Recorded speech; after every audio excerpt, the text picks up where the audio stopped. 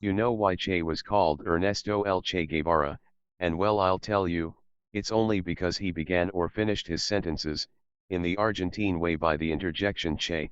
The myth of the Che comes from this interjection. At that time the Che earned his living by being a photographer.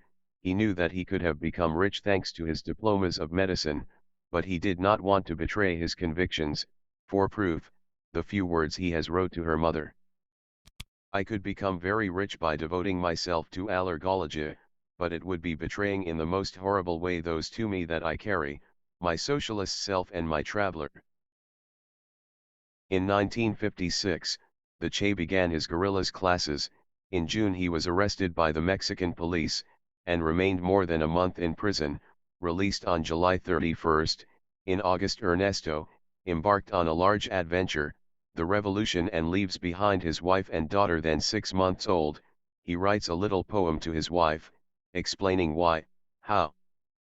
I traveled the roads of America, and in the Maya, to discover a revolution, where I crossed the path of a comrade who became my guide, and together we lived with the idea of the time has come for me to fight, this time in another small country, a piece of our continent, to dislodge the exploitation and the misery.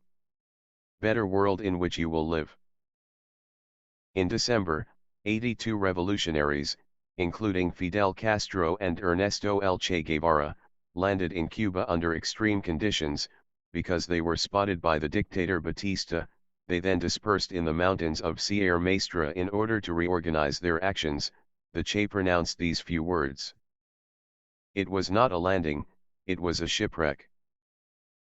On December 5, Algeria del Pio, the revolutionaries, tired of their escapes in the mountains of the Sierra Maestra, take a break.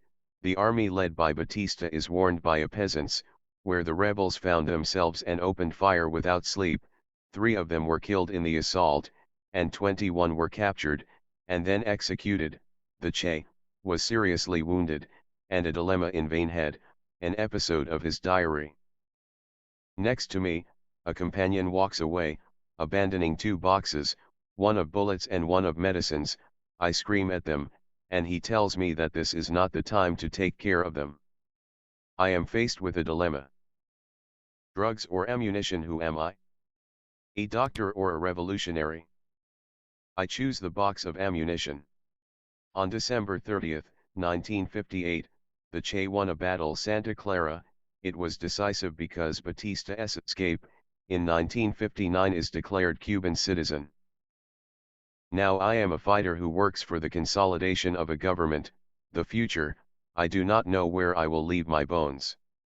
Che Guevara, January 1959.